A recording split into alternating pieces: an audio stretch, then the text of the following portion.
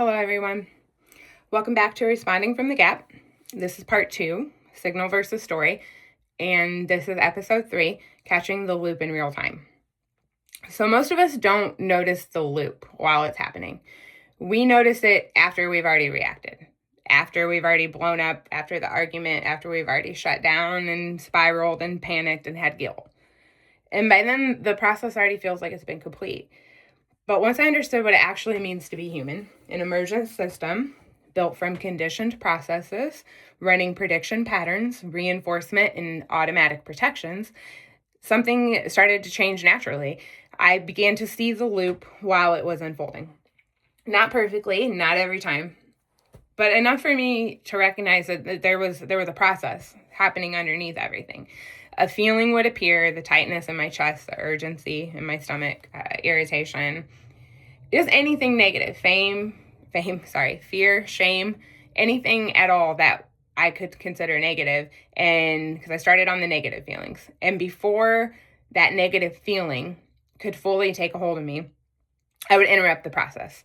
And I started interrupting it by using a phrase. I would notice that I didn't like the way I was feeling, and so I would say, thoughts are occurring. That was the first one that I started with. I would say, thoughts are occurring. And then from there, it became patterns are activated. Systems are running. And just interrupting that loop, it felt really silly at first, but over time, I realized that the moment I labeled it, and I gave it a name that was outside of me, that it wasn't, Tiffany's back on her old stuff, but instead it was patterns are activated, systems are running.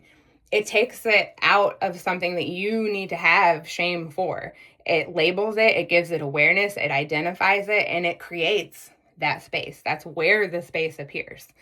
So you have to make sure you're not trying to suppress the feeling, that you're not pretending that it's not real and just trying to ignore it. You just recognize that a conditioned system activated automatically in the response to a signal. An input happened, and my conditioned system reacted. That awareness alone slows the loop down enough to be able to observe it. You can observe the feeling. You can even observe the prediction and the story formation in real time. You can observe your urge to react to it. I've done all these things.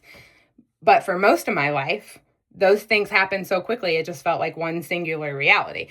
But now that I could see the individual processes underneath while it's running, the reaction doesn't feel like it's set in stone. The reaction doesn't feel like it's inevitable. Like I can still see the urge to react in an old manner that I no longer, consider to identify with. And I can see that urge and choose a different one and tell myself it's a story, it's a narration, it's a system, it's a process, and I can choose a different one. In that space, that's where the gap lives.